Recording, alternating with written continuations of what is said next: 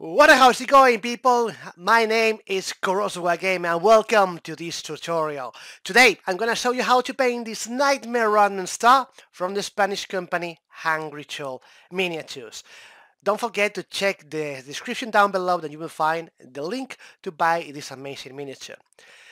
I need to tell you that you can use all these tips to paint any kind of Ratmen or Skaven for all your armies or Warhammer Fantasy, Age of Sigmar, or all your fantasy football teams. This video is for everyone who like to paint the models in an easy way or in a tabletop level.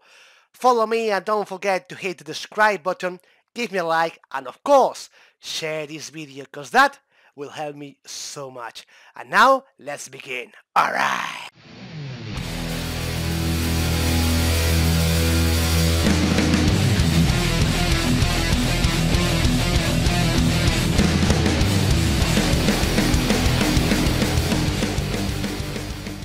As you can see, I use a primer of Standard Mechanicum Grey as a spray because I think it's a very neutral color to start with. To start with the skin, I'm gonna use Cadian Flesh Tone as a layer to all the faces, the arms, the tail, to give the first base.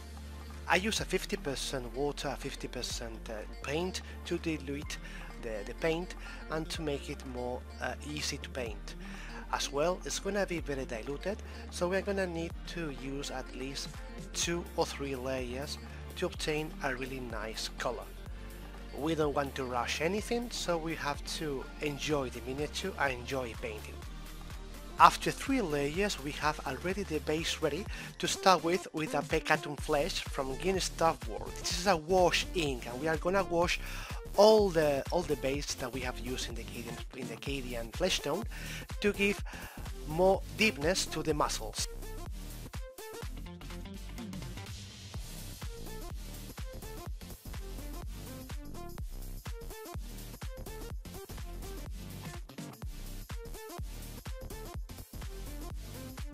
After waiting 45 minutes to dry it, I'm gonna use Cadian Flesh Tone again to give more powerfulness to the muscles.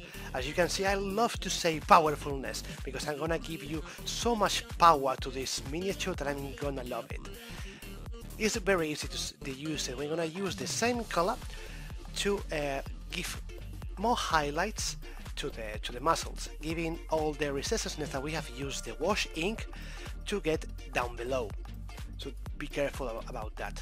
We already finished our first layer to the bases, leaving the wash ink to be in the deepness of the muscles, and it's taking now a really nice color. Now I'm gonna use an Untitled red, or you can use a Mephiston red or any kind of deep red or dark red to start with the cape. This is gonna be the first color to use as a base, and now, as of course, we're gonna use a 50% of water by 50% of paint.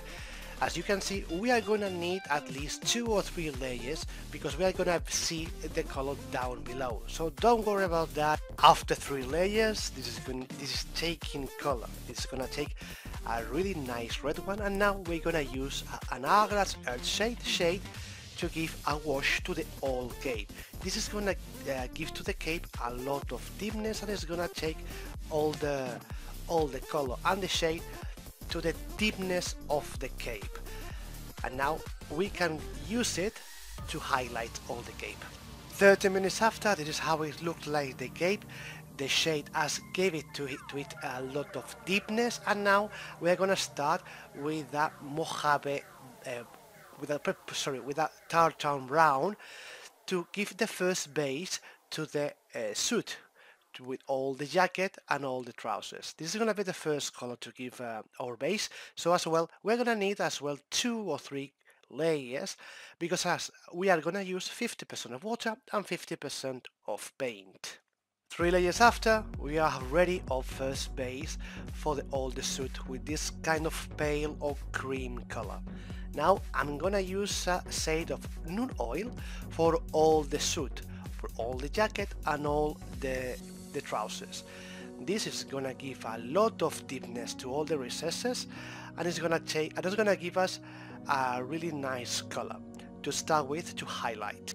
After 20 minutes, all the null oil is completely dry and we can start to give some highlights. Now I'm gonna use a tartan brown again, leaving all the deepness for all that's going the null oil, giving a little bit of highlight using the same base as always, 50% of paint and 50% of water.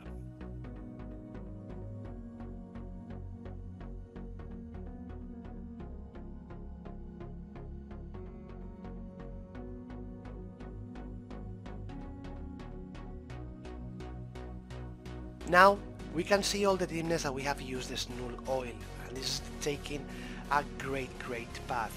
Now we're going to start with the highlights with the Mojave white scarf, or you can use a whiter color from the base. As always, 50% of paint, 50% of water, and now we're going to use in the edges of the trousers, in the edges of the jacket, and all the edges that we want to highlight. This is gonna give a lot of light. It's not a very extreme light, it's gonna be very subdued, but we're gonna enjoy it a lot. Now we have used some highlights, and now we're gonna continue with the Kislev flesh to highlight all the skin. We're gonna use this color for all the edges of the muscles of the arms, the tail, the feet, the arms, and the face.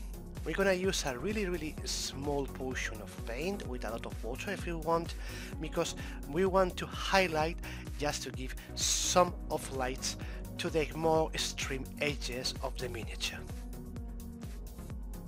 After finishing with the highlights of all the muscles, now we're gonna continue with the cape. After using the Agra's hairstyle, we need to use the same red color.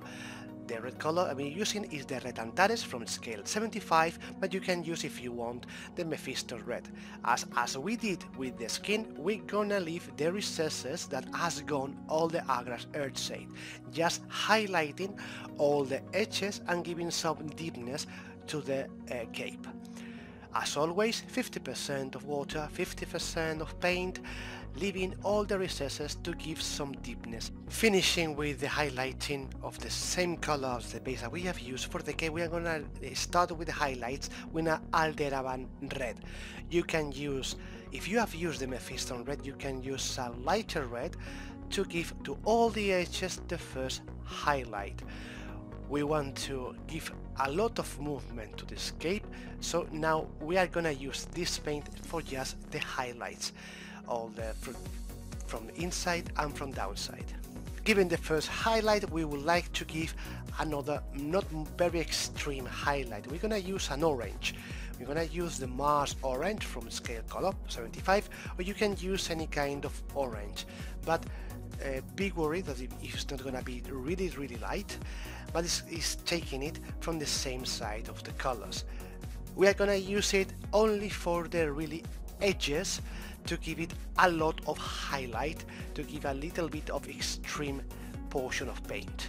We already finished to highlight all the cape, so it's almost completely done, and now we're gonna use Lidvelcha for the first paint of base for all the daggers, and don't forget the bracelet that it has on the right arm. It has three blades. We have one in the right arm, one on the left hand, and another in the tail. Don't worry if you are painting in with it's gonna be the venom, it doesn't matter, because we are gonna paint first the blades and then we're gonna finishing painting. After finishing painting all the blades and of course the crown that we have in the head, you can use any kind to paint the crown. I prefer to use it the same color as the blades to give the motion that is as well a weapon. We're gonna use the Agra's Earthshade to give to all the Lidvelcha that is completely rusty. It's gonna be easy, just directly from the pot, with a little bit of care. We're gonna pass it for all the blades and of course the crown.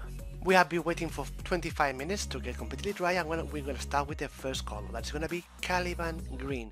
This base color is gonna be our base for all the poison that is along to all the blades. As always, 2 or 3 caves, 50% of water, 50% of paint, and now getting really close to the blade and taking care that not to paint all the blades. Having basing with the Caliban green all the venom from the blades, don't forget to paint as well the little stone that it has on the head and the stones that we have on the base. Now we're gonna use a warpstone glow to give the first highlights. As well, as you can notice, I started to paint the stone because I wanted to give it a like as the witch stone from Mordheim. This color is perfect, leaving all the recesses to be Caliban green and now highlighting all the highlights of the venom. Using the warpstone green to highlight all the venom, of course, the witch stone. Don't forget about it. We're gonna use mod green to give a really nice green color that is gonna be very phosphorite for all the highlights from the venom, and of course using a dry brush in the stone. This is completely optional. The stone you can paint it if you want as grey as a normal stone, but I prefer to paint it as a witch stone. Now finishing with the mod green, all the venom and the witch stone has a really nice color. But now we're gonna give a really nice highlight using Uriel yellow to take all the paint really cared with a 25% of water and 75% of paint to all the highlights from the venom. You can use some layers for that, but 1 or 2 are gonna be completely enough. Just from the tip, using the tip of the brush, taking just the tip of the venom.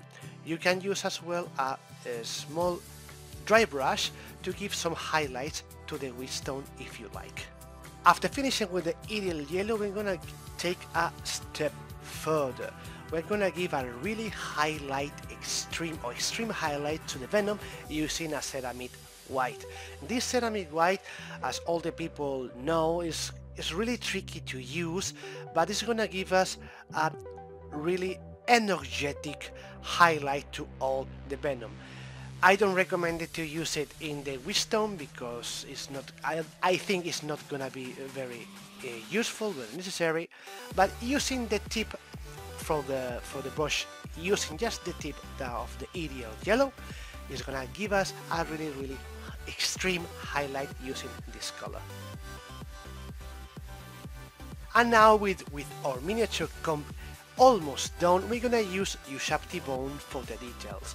Now we're gonna use this color for all the teeth and for all the nails. Don't worry if you paint some of the tongue or paint some of the fingers, because with the next step we're gonna fix that really nicely. After finishing with the Ushabti bone, and of course don't forget about the bandages and from both hands, we're gonna use an Abaddon black for all the palms of the dagger. It has a dagger on the right side of the hand and in the tail.